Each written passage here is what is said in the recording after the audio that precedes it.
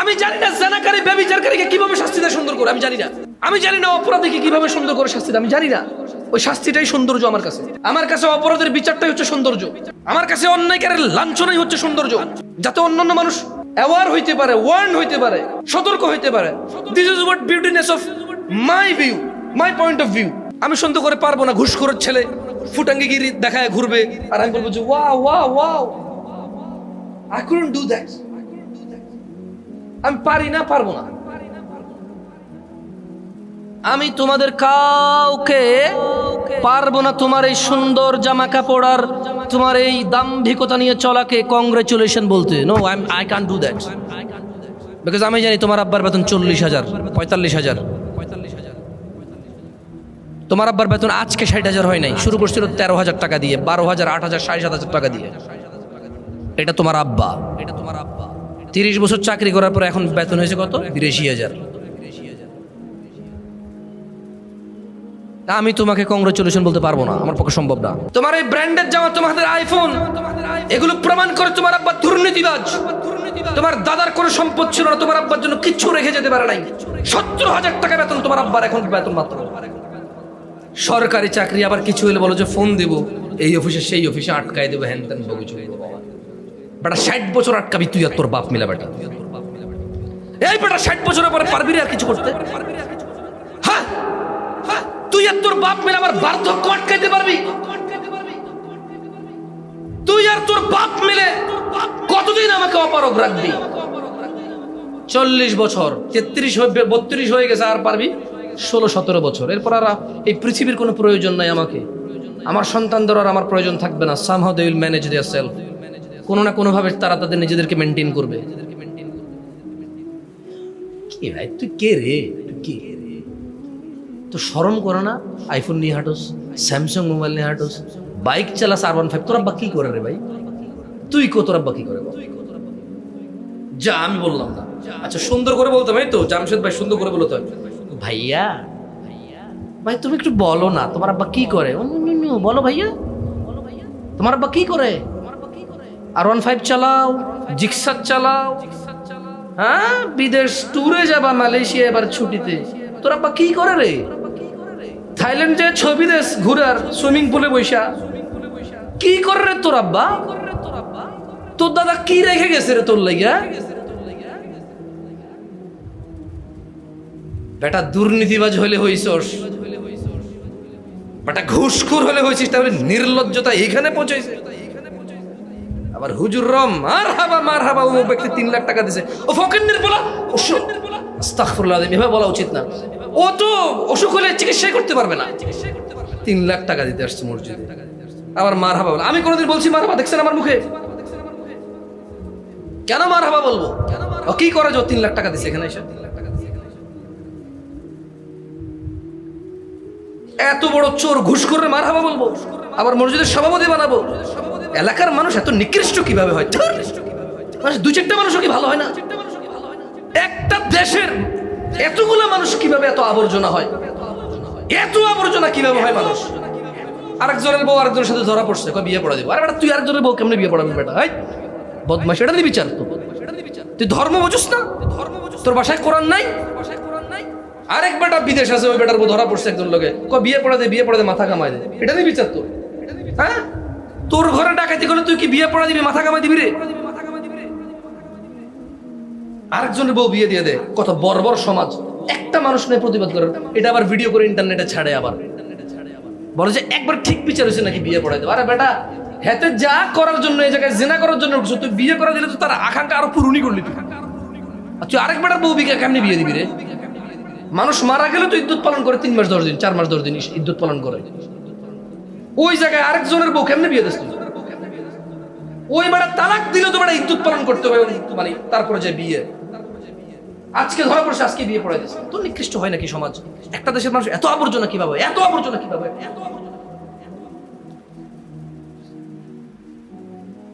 বিয়ের রাতে বলে যে তুমি কি করছো আমাকে বলো, আমি কিছু বলবো না কাউকে, তোমাকে মাফ করে দেবো। বলো যে আমি 7 জন লোক, একজন লোকে শুধু ছিলাম। বলো যে কয়বার ছিলা? মেয়ে বলে যে না শুধু একবার, সত্যি বিশ্বাস করেন হেন। এরপর আবার মানে মেয়ের মা মেয়েকে ছেড়ে দিছে একা একা, একলা যায় একলা আসে, একলা যায় একলা আসে। পোলাদের সাথে পড়ালেখা করে, এরপরে যে এদেশে প্রেম করে বিয়ে সাকসেস রেশিও কত রে? এই জাহেল ছেলে আরেকজনের মেয়ের জীবন নষ্ট করিস। তুই বল না, তুই বল 100 জন পোলা মাইয়া প্রেম করে কয়জনের বিয়ে হয়? তোরা যে জানা করেছে, এই গর্ধব মেয়ে, এই বর্বর মেয়ে, তোর মাথায় কি গোবর রে? মা বাপ না হয় জাহেল, বুঝলাম, তোর জান্নাতের বিষয় খেয়াল রাখে না। বোন আমার, তোর বয়স 14-15 হয়েছে না? বোন আমার, তোর বয়স 16-17 হয়েছে না? কিভাবে তুই বিয়ের আগে আরেকটা ছেলের সাথে ঘুমাস? কিভাবে তুই আরেকটা ছেলের ক্লোজে যাস? কোন বুদ্ধি তোর? তোর কি বিবেচনা? তোর কুমারিত্ব কি বারবার ফিরে আসবে রে বোন? মারা গেলে মানুষ কি ফিরে আসে? তোর কুমারিত্ব কি বারবার ফিরে আসবে? তুই কিভাবে আরেকটা ছেলের কাছাকাছি যাস বিয়ের পূর্বে? কিভাবে একটা ছেলেকে তুই অ্যাক্সেস দিস তোকে ধরার, ছোঁয়ার? এই দেশের জানাবে বিচারকে প্রেম বলে। ওই জানাবে বিচার যা প্রেমই বললাম, সাকসেস রেশিও কয়টা? কয়টা ছেলে মেয়ে প্রেম করে কয়টা বিয়ে হয়েছে? তা তোরা যে প্রেম করে জানাবে বিচারে লিপ্ত হস, স্বামীকে কি জবাব দিবি রে বোন আমার? পারবি, কোনো চিন্তা নাই। নির্লজ্জ, বেহায়া, হিজড়া ছেলে, ব্যক্তিত্বহীন ছেলে, যাকে দেখে তার পরিবার ভয় পায় না। যদি এই ছেলে যদি কোনো কুমারী মেয়ে না পায়, এই ছেলে যদি বুঝতে পারে যে এর বউ বিয়ের পূর্বে কারোর সাথে শারীরিক সম্পর্ক করছে, এ কিডনি বিক্রি হলো তালাক দিবে, কিডনি বিক্রি করে হলো তালাক দিবে।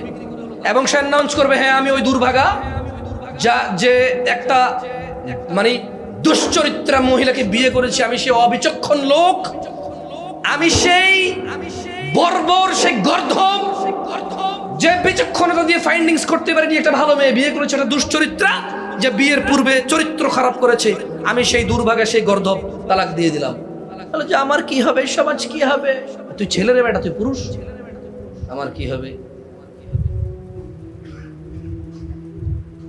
ছি, মানে আমি দেখেন, আমি আগেও বলছি, লাআল্লাকুম তাত্তাকুন। মা হুয়া আত-তাকওয়া ইয়া নাস? মা হুয়া আত-তাকওয়া? তাকওয়া কি? আল্লাহ ভীতি।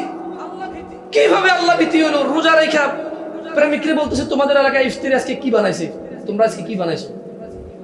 রোজা রেখা জেনার সম্পর্ক কন্টিনিউ করতেছে, তার জেনার পার্টনার কি বানাইছে ইফতারি সেটা খবর নিচ্ছে। তা কি তাকওয়া আসছে তার?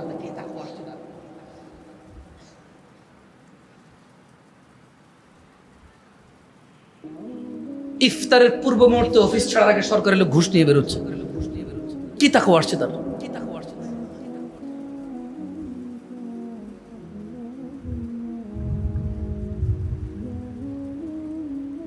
আমি আগেই বলছি, আমি খুতবা টুকবা দেবো আমার জন্য ঠিক না। আমি লুতুপুতু কথা বলতে পারবো না এখানে বসে বসে, সবাই জান্নাতে পাঠা দিতে পারবো না এখান থেকে, আমার কাছে সে ক্ষমতা নাই। আমি নিজেকে নিয়ে চিন্তিত, কারণ ভালো পরিবেশে না থাকলে মানুষ ভালো থাকতে পারে না। মানুষ ভালো পরিবেশে থাকলে ভালো থাকতে পারে কখন? যখন ভালো দাওয়াত দেয় আর মানুষ তা গ্রহণ করে। আমরা কেউ এখানে নবী রাসূল না যে হই আসবে, আমরা কেউ এখানে নবী রাসূল না যে আল্লাহকে অতটা ভয় পাইতে পারবো যতটা ভয় নবী রাসূলরা পাইছে। দিন দিন আমাদের কাছেও জিনিস সহজ হয়ে যাচ্ছে। যখন নতুন নতুন আসছি বাংলাদেশে, যত কিছু দেখলে গা ঘিন ঘিন করতো, যত কিছু যত অসহ্য লাগতো, এখন তা লাগে না। আমি আমাকে নিয়ে চিন্তিত। I'm worried about me. I'm not anymore worried about you. You are none of my concern anymore. আমি আর নিজেকে নিজে কনসার্ন করতে পারি না। সহজ মনে হয় রাস্তাঘাটে, অলিতে গলিতে, রিক্সায়, বিয়ে, গায়ে হলুদ, ইভেন রমজানকে উপলক্ষ করে পর্যন্ত গান বাজনা বানায় মানুষ। সহজীকরণ এমন পর্যায়ে গিয়ে পৌঁছেছে।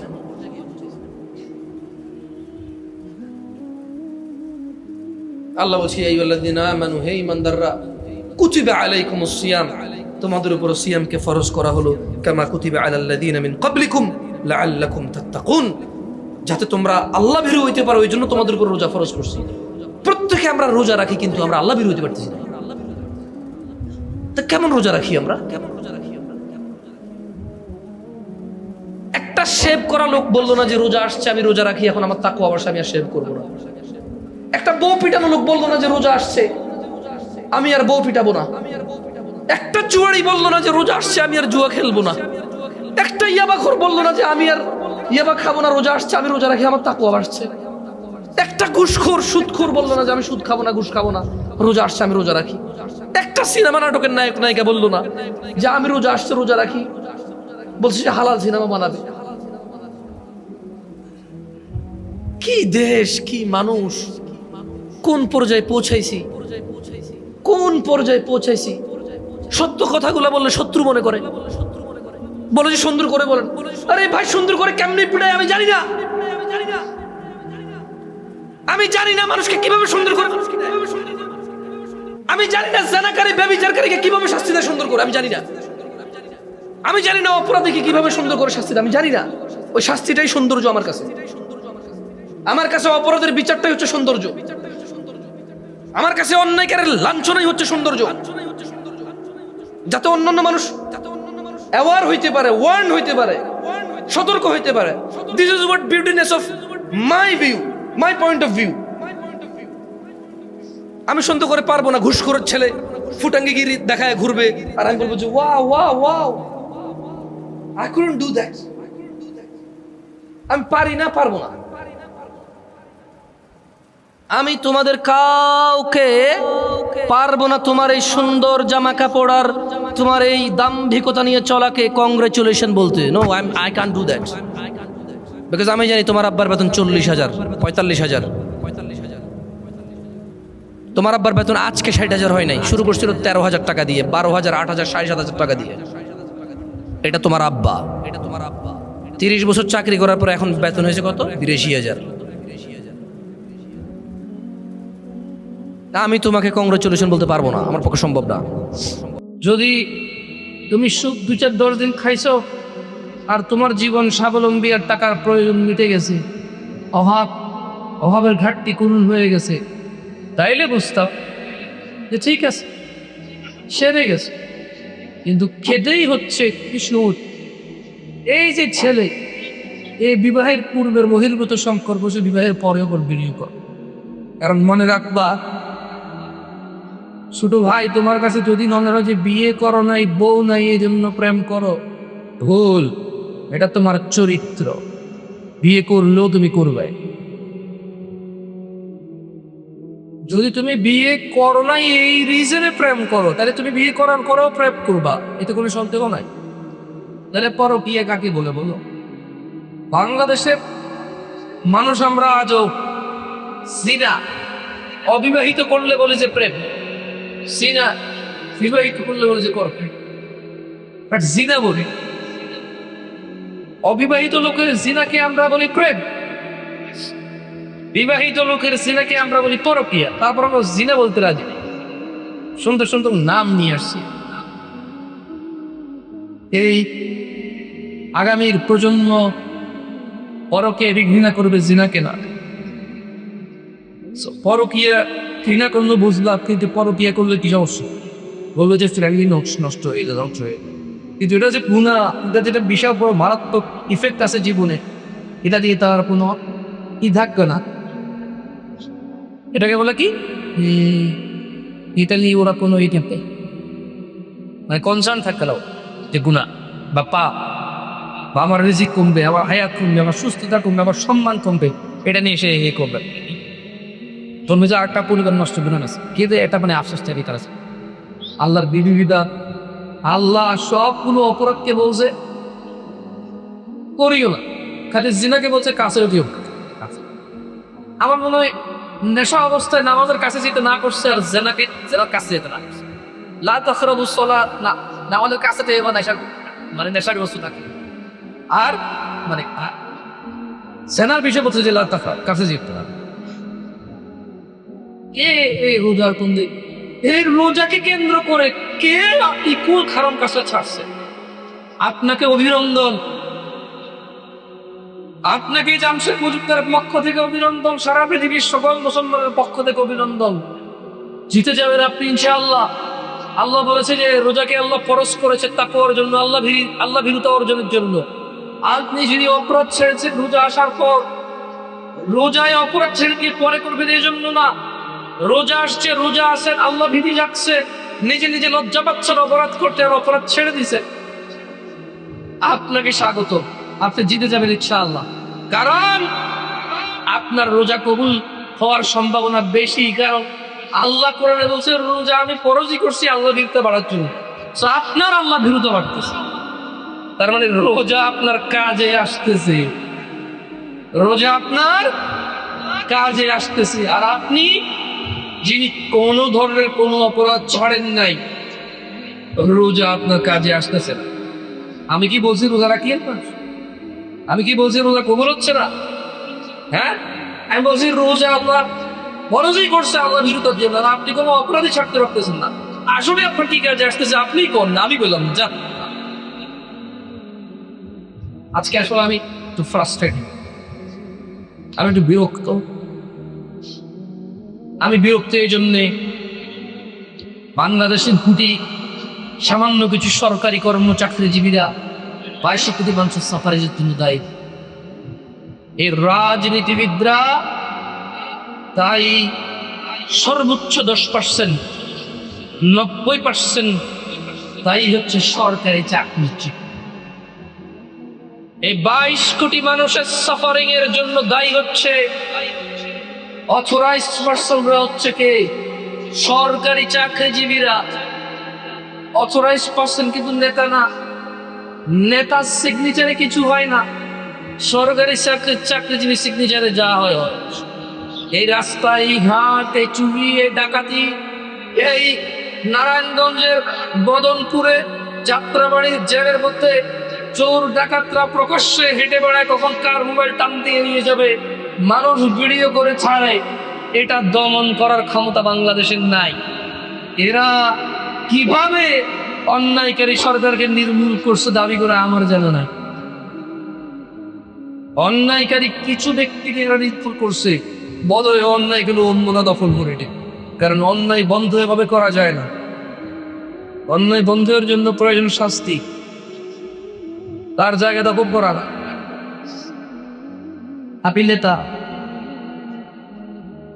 অন্যায় করেন, 2-4-5টা অন্যায় করছেন, গায়ে লাগে নাই। যখন বেশি বাড়াবাড়ি করছেন তখন আমার গায়ে লাগছে। তো যখন আমারে বাদ দিয়ে আপনি আরেকজনে নিয়ে আসবেন, এবার সে 2-4-5টা করলে গায়ে লাগতো না, বেশি করলে বলবো যে এবার কিন্তু বাড়াবাড়ি হচ্ছে। তো ওরে পাল্লে আরেকজনকে বসালে বলবো যে বেশি করলে বলবো যে এবার কিন্তু বেশি হয়ে গেছে। So if you change it, keep changing that. সবারই নতুন নতুন অপরাধ হবে, তো অপরাধ একই রকম।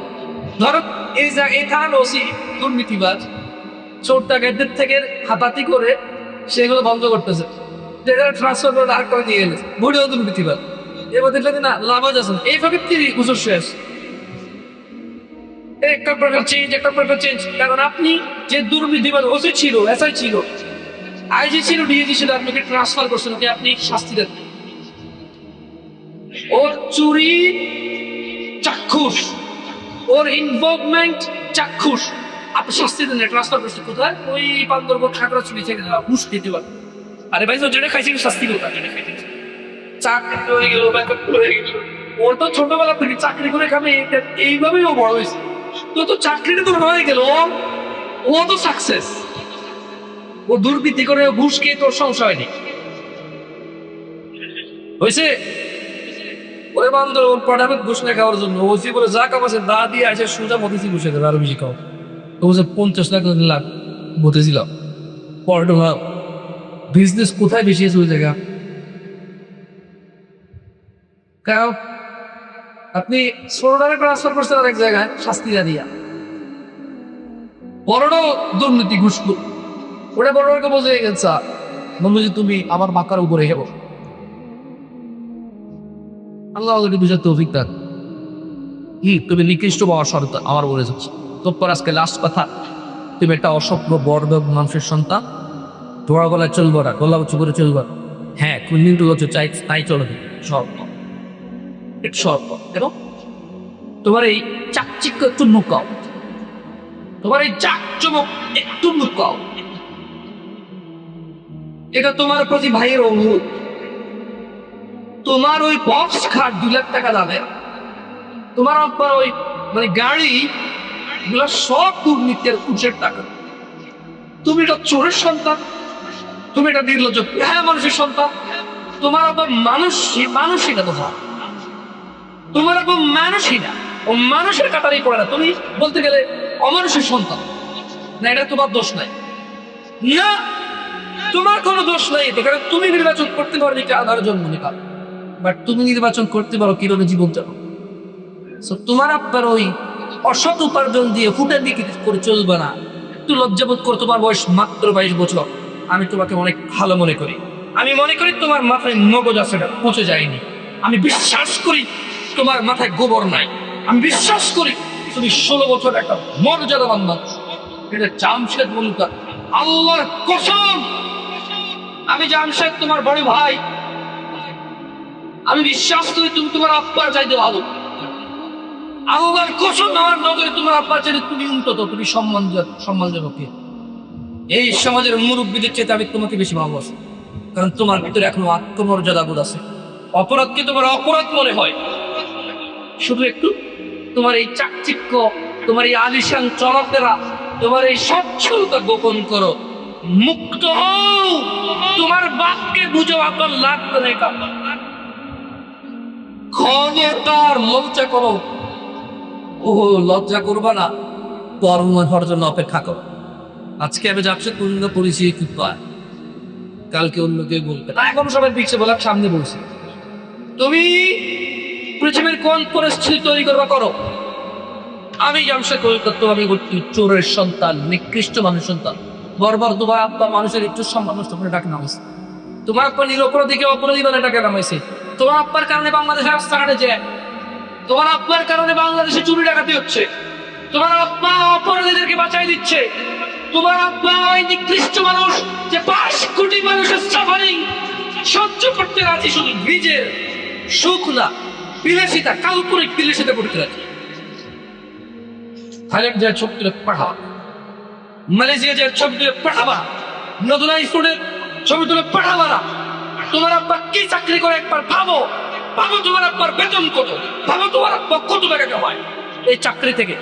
শুধু সরকারি চাকরির লোকেরা এই ঘুষ খায় আমরা মনে করি না। বেসরকারি কোম্পানি যারা প্রকুরমেন্টে আছে, বেসরকারি কোম্পানি যারা মানে এফআইআরসে আছে, প্রত্যেক ব্যক্তি বিক্রি হয়ে আছে। ভুল কন্ট্রাক্ট, ভুল মানুষ থেকে নির্বাচন, নিজের কমিশন। সরকারি চাকরিজীবী যদি প্রার্থী টাকা দেওয়া বলে ঘুষ, ঠিক না? বেসরকারি নতুন বয় কমিশন, 4 টাকা। ওখান থেকে প্রথম পাবে 4 টাকা ঘুষ দেয়। মানুষের 700 টাকা Stop. Ja. Kind, একজন প্রতিকারের ভাষায় মৌট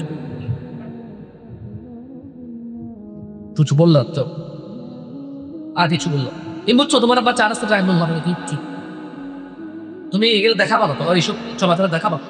খবরদার, কেউ কিছু বলে না, ওর শরীরটা পানি রক্ত দেয়, তো মানুষ ও মানুষ আবর্জনা সমাজ, তুমি তোমার কিছু বল। সো আবর্জনার নেতা তুমি, আবর্জনা বড় লোক তুমি, বুঝছো না? বুঝো নাই তুমি পয়সা না, কারণ তোমার ছবি আবর্জনার মধ্যে আছে। সো তোমার গায়ে আশপাশে আবর্জনা লেগে আছে। সো মাছি আর মশা যদি বলে যে আমি উঠতে পারি, যা এগিয়ে আসে আপনি দিতে পারা যায়, বুঝো নাই? মশা মাছি হয়ে উঠতে পারলে কি লাভ? বড়াই করার দরকার নেই, মশা বড়াই করলে হবে না। আমি উঠতে পারি, তুই তুই ব্যবস্থা মানুষ। আল্লাহ মানুষকে বলেছে ওয়ালাকাদ কাররামনা বনি আদম, আমি আল্লাহ আদম সন্তানকে সম্মানিত করেছি, মশা মাছিকে। তুমি বুঝছো? আল্লাহ তোমাকে বুঝার তো কিপ দান করো ভাইয়া। আসি হৃদয় ফিরে এসে আসছে তো প্রশেষ। দেখুন, দুষ্টামি করো তো আপনারা বলেন শয়তান পাইন্দা রাখছে। কোন শয়তান আপনারা এমন কাজ বলতে পারেন? বিষয়টা এমন না তো যে আপনি নিজে একটা শয়তান। আজকে খুতবা এই কয়টা রমাদানে তো আল্লাহ শয়তানকে শৃঙ্খলাবদ্ধ করে। কি করে? কি করে? তাহলে আপনি কেন শয়তানি করতেছেন? ওয়াই এর অ্যান্সার আছে। কুল আউযু বিরাব্বিন নাস সূরাটা পড়েন কেউ? পড়েন দেন কি বলছে আল্লাহ?